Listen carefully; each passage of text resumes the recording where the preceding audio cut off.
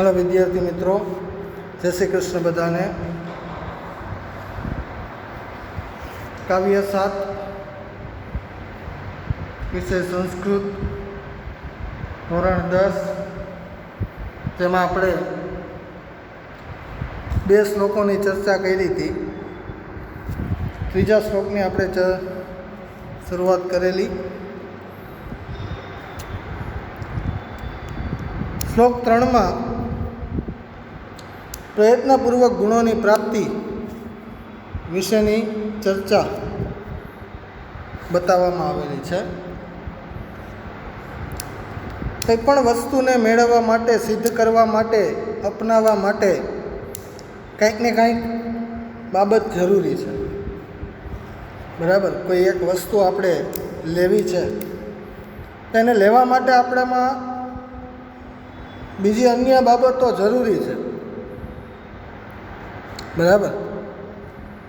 કોઈ સારા ગુણને અપનાવવો છે તો એના તરફ આપણો પ્રયત્ન હશે તો જ આપણે એને અપનાવી શકશું, બરાબર। તો એટલે અહીંયા એવી ચર્ચા કીધી છે કે જો કોઈ પણ વસ્તુ પાછળ આપણે પ્રયત્ન કરશું તો ચોક્કસપણે આપણને એ પ્રયત્નની સારી એવી ફળ સિદ્ધિ પ્રાપ્ત થશે। એટલે ત્રીજો શ્લોક જે છે કે આરોપ્યતે શિલા શૈલે યત્ને ન મહતા યથા નિપાત્યતે ક્ષણે ન ધ તથાત્મા ગુણ દોષયો। એવું કહેવા માગે છે કે આરોપ્યતે એટલે કે આરોપણ કરવામાં આવે છે। શિલા શૈલે, આરોપ્યતે ચડાવવું, મૂકવું, આરોપણ કરવું। શિલા એટલે કે પથ્થર, શૈલ એટલે પર્વત। અહીંયા વાપરી શૈલે એટલે કે પર્વત પર, સપ્તમી એકવચન, બરાબર। તો આરોપ્યતે શિલા શૈલે યત્ને ન મહતા યથા, યત્ને ન એટલે કે પ્રયત્નપૂર્વક, મહતા ખૂબ જ ભારે પ્રયત્ન, ખૂબ જ વધારે પ્રયત્ન, યથા એટલે કે જેવી રીતે વધારે પ્રયત્ન પછી શિલા એટલે કે પથ્થરને, શૈલે આરોપ્યતે પર્વત પર ચડાવવામાં આવે છે। હવે કોઈ મોટા એવા ભારે પથ્થરને જો આપણે પર્વતની ટોચ ઉપર પહોંચાડવો હોય તો ખૂબ જ પ્રયત્ન કરવો પડે, પરસેવો પાડવો પડે મિત્રો, મહેનત કરવી પડે। 1-2 વ્યક્તિથી એ કામ શક્ય નહીં થાય કદાચ, ઘણા બધા વ્યક્તિઓનો સાથ સહકાર જોશે। આપણે સામાન્ય પહેલા માળેથી બીજા માળે કે ત્રીજા માળે કોઈ એક કબાટ ચડાવવો છે તો પણ 4-5 વ્યક્તિઓ આપણે જોશે। એમને આપણે કબાટ સીધો ઊંચો કર્યો ને ચડી ગયો બીજા માળે ત્રીજા માળે, એમ નહીં થાય। એ અનુભવ તો આપણે પણ કરતા હોય, બરાબર। પ્રયત્ન કરવો પડશે। એમ સદ્ગુણોને જો આપણા જીવનમાં આપણે અપનાવવા છે તો અનેક પ્રકારના પ્રયત્નો કરવા પડશે, અને પ્રયત્ન કરશું તો જ સદ્ગુણ આપણા જીવનમાં આવશે, બરાબર। બાકી સદ્ગુણ આપણે અપનાવી શકતા નથી। દુર્ગુણને અપનાવવા માટે આપણને પ્રયત્ન નહીં કરવો પડે, દુર્ગુણ આપમેળે આવી જાય આપણામાં। પણ જો આપણે સદ્ગુણ અપનાવવો છે જીવનમાં, તો આપણે ફરજિયાત પ્રયત્ન કરવો પડશે મિત્રો. બરાબર. એટલે અહીંયા શ્લોકમાં એવું કહે છે કે જેમ ભારે પ્રયત્નથી શિલાને એટલે કે પથ્થરને પર્વત પર ચડાવવામાં આવે છે. બીજી લીટીમાં કીધું કે નિપાત્યતે એટલે કે નીચે પાડી દેવું. ક્ષણેન અધઃ, ક્ષણેન એક સેકન્ડમાં, અધઃ એટલે કે નીચે. એ ખૂબ જ પ્રયત્ન કરીને એ પથ્થરને જે આપણે પર્વતની ટોચ ઉપર પહોંચાડ્યો છે, પણ એ જ પથ્થરને જો આપણે નીચે પાડવો છે તો તમે સમજી શકો છો કે શું જરૂરી છે. માત્ર આપણે ધક્કો મારશું ને ખાલી, એટલે આપમેળે એ પાછો જમીન ઉપર રડતો રડતો પડી જશે. બરાબર. એને ચડાવવા માટે આપણો સમય ઘણો બધો ગયો હશે, પણ નીચે પાડવામાં એ એક ક્ષણ જ થશે. એટલે કહે છે કે નિપાત્યતે ક્ષણેન અધઃ. અધઃ એટલે કે નીચે, ક્ષણેન એટલે કે ક્ષણવારમાં, નિપાત્યતે પાડી દેવામાં આવે છે. એમ અહીંયા ઉદાહરણ આ આપ્યું, પણ સમજવાનું આપણે શું છે તો કે તથા આત્મા ગુણ દોષયો. આપણા આત્મામાં એટલે કે આપણા જીવનમાં, આપણા શરીરમાં ગુણ અને દોષનું પણ એટલું જ મહત્ત્વ છે. સારો ગુણ આપણે કોઈ અપનાવવો છે તો એ સારા ગુણને અપનાવવા આપણે અનેક પ્રયત્નો, અનેક એવી બાબતો કે જેનાથી આપણને કદાચ દુઃખ ભોગવવું પડશે, કષ્ટ સહન કરવું પડશે, અને પછી એ શ્રેષ્ઠ કોઈ વસ્તુ આપણને પ્રાપ્ત થશે. પરંતુ ખરાબ ગુણ, ખરાબ વાત કે જેને અપનાવવા માટે આપણે પ્રયત્ન કરવો પડતો નથી, આપોઆપ આપણી નજર સામે હોય અને જોઈએ એટલે એ તાત્કાલિકપણે આપણા જીવનમાં વણાઈ જાય છે. બરાબર. તો પણ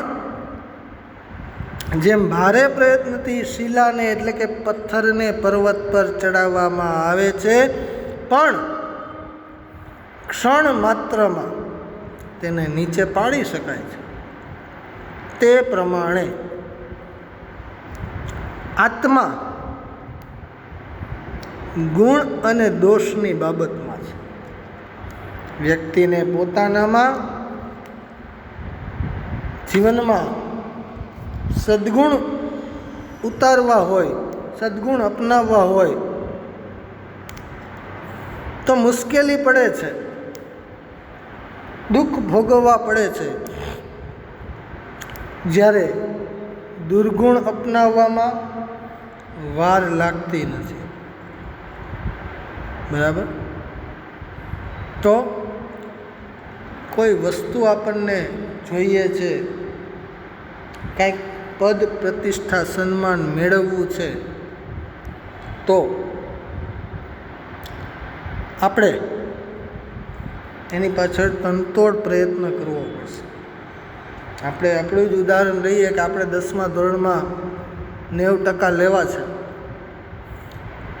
પણ જો પહેલા દિવસથી લઈને છેલ્લા દિવસ સુધી એટલે કે બોર્ડની પરીક્ષાના છેલ્લા પેપર સુધી સારી રીતે આપણે આયોજનપૂર્વક જો મહેનત નહીં કરીએ, અથવા સૌ મહેનત જ નહીં કરીએ અને ખાલી એમ વિચાર કરી લેશું કે મારે 10મા ધોરણમાં 90% લેવા છે, તો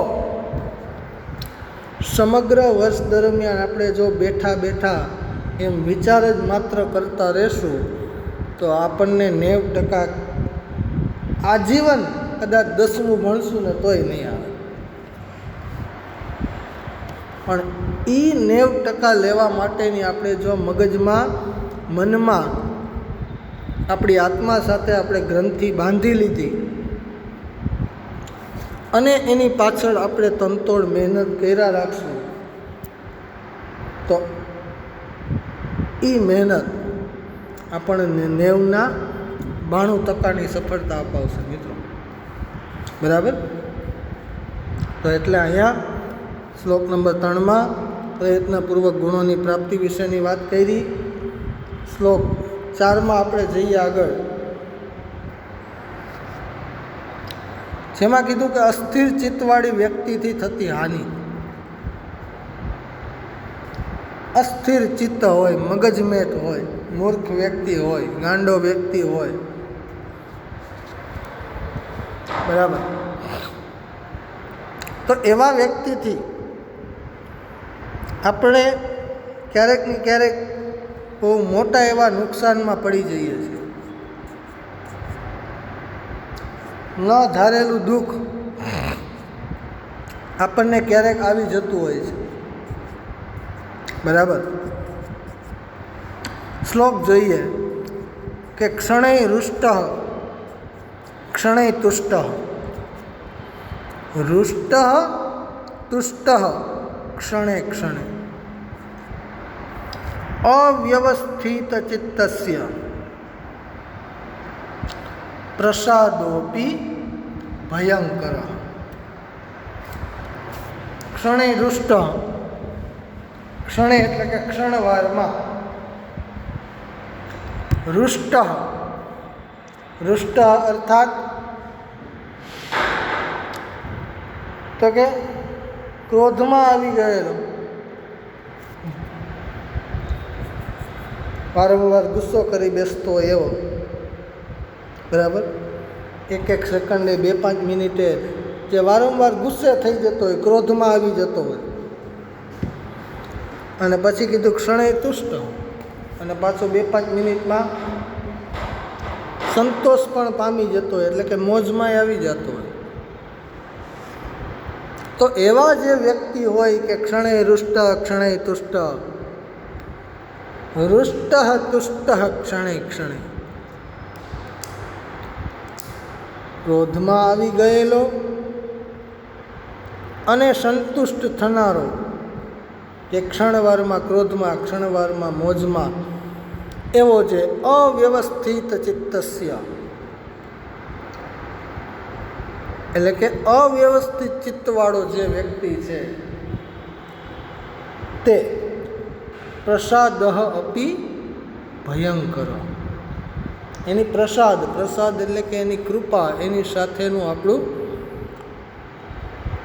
જે સહભાગી થવું, સાથ આપવો, એ બાબત આપણને ક્યારેક ને ક્યારેક મુશ્કેલીમાં મૂકી દે એવી હોય છે. બરાબર. તો એવા વ્યક્તિથી હંમેશા આપણે દૂર રહેવું જોઈએ, કારણ કે ભયંકર મોટી મુશ્કેલીમાં આપણે કદાચ ક્યારેક મુકાઈ જતા હોઈએ છીએ. બરાબર. ગાંડો વ્યક્તિ છે તો એ આપણે રસ્તે હાલ્યા જાય છે, તો એને મગજમાં એમ આવ્યું કે આ પાણો પડ્યો છે, એ પાણો ઉપાડીને હું ઘા કરું, અને એ જ ઘા કરેલા સમયે આપણે જો ત્યાંથી જતા હોય ને આપણને વાગી જાય તો એનું આપણે કાંઈ કરી શકીએ નહીં. બરાબર. એની યારે જીભા જોડી ન કરી શકીએ,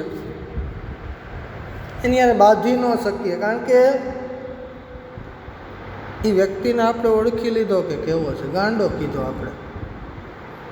બરાબર. અને એટલા જ ગાંડો હોવાથી જ એવું કાર્ય કરે છે, એવું વર્તન પણ એટલે જ કરે છે.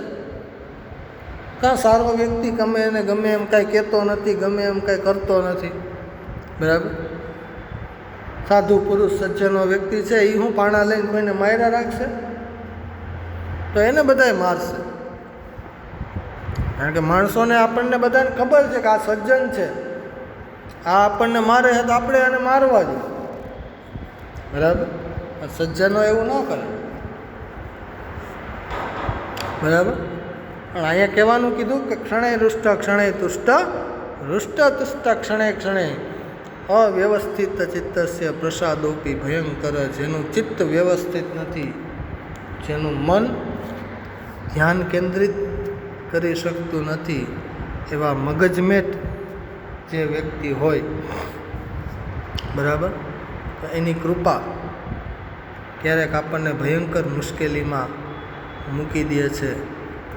એટલા માટે કહેવામાં આવ્યું કે એવા વ્યક્તિ સાથે આપણે ક્યારેય સંગ કરવો જોઈએ નહીં, કારણ કે એવા વ્યક્તિની કૃપા ક્યારેક આપણા માટે ભયંકર મુશ્કેલીનો રસ્તો ખોલી આપે છે. એવા વ્યક્તિથી હંમેશા આપણે દૂર રહેવું જોઈએ. આ શ્લોકમાં વાત કરી. એના પછીનો શ્લોક છે શ્લોક નંબર 5, કે જેમાં 4 પ્રકારે સુવર્ણની પરીક્ષા કરવામાં આવે છે. એ ઉદાહરણ દ્વારા આપણને કઈ રીતે મનુષ્યની પરીક્ષા થઈ શકે એ સમજાવવામાં આવ્યું છે. બરાબર. એટલે કહેવામાં આવ્યું કે યથા ચતુર્ભી કનકમ પરીક્ષતે નિઘર્ષણચ્છેદનતાપતાડને તથા ચતુર્ભી પુરુષ પરીક્ષતે શ્રુતેન શીલેન ગુણેન કર્મા. બરાબર. યથા એટલે કે જેમ, અથવા જેવી રીતે, એવો જ બીજો અવ્યય નીચે આપ્યો. તથા એટલે કે તેમ, અથવા તેવી રીતે. તો કે યથા જેવી રીતે, ચતુર્ભી 4 પ્રકારે, કનકમ, કનકમ એટલે કે સુવર્ણ, સોનું, ઘરેણા જે કહીએ આપણે, પરીક્ષતે એટલે કે સુવર્ણની જેમ 4 પ્રકારે પરીક્ષા કરવામાં આવે છે. કઈ કઈ 4 પ્રકાર કીધા? તો કે નિઘર્ષણ એટલે કે ઘસવું, નિઘર્ષણ ઘર્ષણ કરવું એટલે કે ઘસવાથી. છેદન એટલે કે કાપવું, છેદ, બરાબર, એટલે કાપવું. તાપ, તાપ એટલે કે એને અગ્નિમાં તપાવવું. અને છેલ્લે કીધું તાડન, તાડન એટલે ટીપવું. તો સુવર્ણ બનાવનાર, ઘરેણા બનાવનાર જે વ્યક્તિ છે એ સુવર્ણને પારખે છે, અલગ અલગ 4 પ્રકાર, અને ત્યારે એની ચકાસણી કરે છે કે આ શુદ્ધ સુવર્ણ એટલે કે શુદ્ધ સોનું છે. અલગ અલગ કેરેટ આવે ને, 22 કેરેટ, 24 કેરેટ, એમાં પણ પ્રકાર છે. બરાબર. તો એ સુવર્ણ, એ સોનું કેટલી શુદ્ધતાનું છે એ આ 4 પ્રકારે માપી શકાય છે. એને ઘસવામાં આવે, એને કાપવામાં આવે, એને તપાવવામાં આવે, અને એને ટીપવામાં આવે. આ 4 પ્રકારથી આપણે સોનું શુદ્ધ છે એમ માનીએ છીએ. એમ મનુષ્યને ઓળખવા માટે, એની પરીક્ષા માટે 4 પ્રકાર બતાવવામાં આવ્યા. કે તથા ચતુર્ભી પુરુષ પરીક્ષતે, તેવી રીતે પુરુષની પણ 4 પ્રકારે પરીક્ષા કરવામાં આવે. જેમાં પહેલું કીધું શ્રુત એટલે કે શ્રુતેન, તૃતીય એક વચન છે બધા. શ્રુત એટલે થાય જ્ઞાન, તો કે જ્ઞાનથી. શીલ, તો શીલ એટલે કે ચારિત્ર્ય એટલે કે સંસ્કાર. બરાબર. એટલે કે ચારિત્ર્યથી, શીલેના સંસ્કારથી આપણે એને ઓળખી શકીએ. ત્રીજું કીધું ગુણેન, કેવા પ્રકારના એ વ્યક્તિમાં ગુણો રહેલા છે. અને ચોથું કીધું કર્મણા, એટલે કે કર્મથી. બરાબર. તો આ 4 પ્રકાર દ્વારા આપણે કોઈ પણ મનુષ્યને ઓળખી શકીએ છીએ, એની પરીક્ષા કરી શકીએ છીએ. જાણ્યો અજાણ્યો કોઈ પણ વ્યક્તિ હોય પણ એની વાણી, એનું વર્તન અને એનો વ્યવહાર, આ 3 વસ્તુ જો આપણે એની ચકાસી લઈએ તો આ 4 ગુણો એ 3 વસ્તુમાં આવી જાય.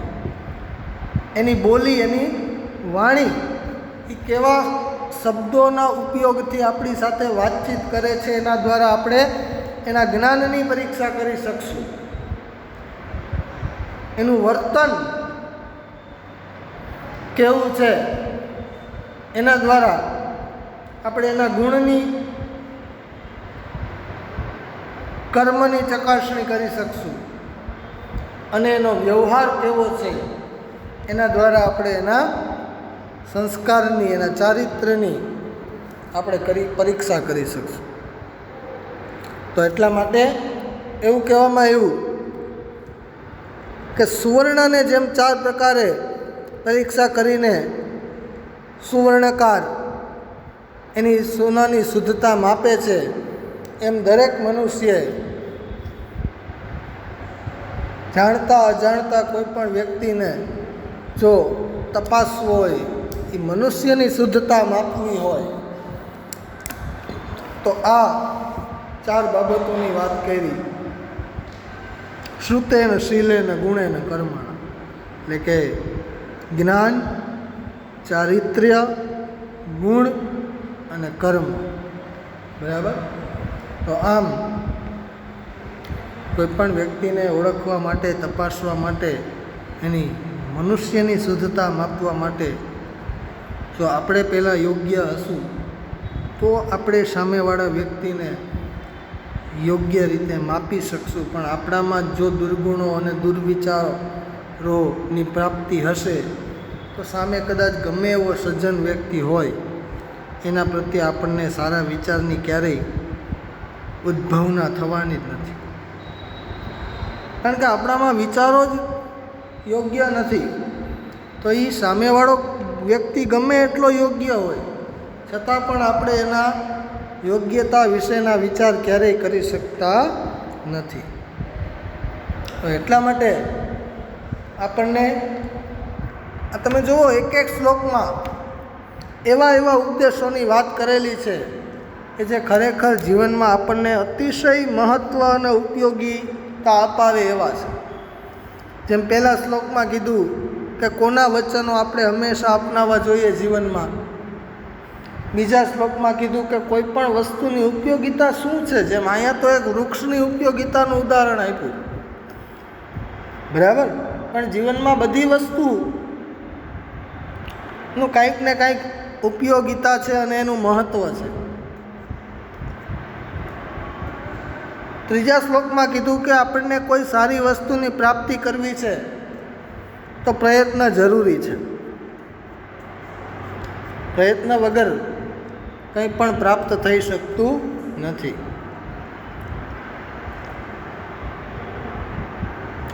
ચોથા શ્લોકમાં કીધું કે આપણે કેવા વ્યક્તિ બનવું જોઈએ અને કેવા સાથે સંગ કરવો જોઈએ કે જેનાથી આપણને કોઈ મુશ્કેલી ઊભી ન થાય. બરાબર. અને આ 5મા શ્લોકમાં કીધું કે આપણે કેવા પ્રકારના ગુણો અપનાવો. જેમ સોનું શુદ્ધ છે અને હજારો રૂપિયાનું એનું મૂલ્ય છે, એમ આપણે પણ જો આવા સદવિચારોથી હશું, આવા સદવિચારોથી શુદ્ધ હશું તો આપણું પણ મૂલ્ય આપણા પરિવારમાં, આપણા સમાજમાં, આ રાષ્ટ્રમાં આપણું પણ કંઈક અનેરું મૂલ્ય હશે. બરાબર. અને એ મૂલ્યો દ્વારા જ આપણે અનેક વસ્તુની પ્રાપ્તિ કરી શકશે. બરાબર. તો આટલી બાબતની આપણે અહીં ચર્ચા કરી. અસ્તુ. જય શ્રી કૃષ્ણ.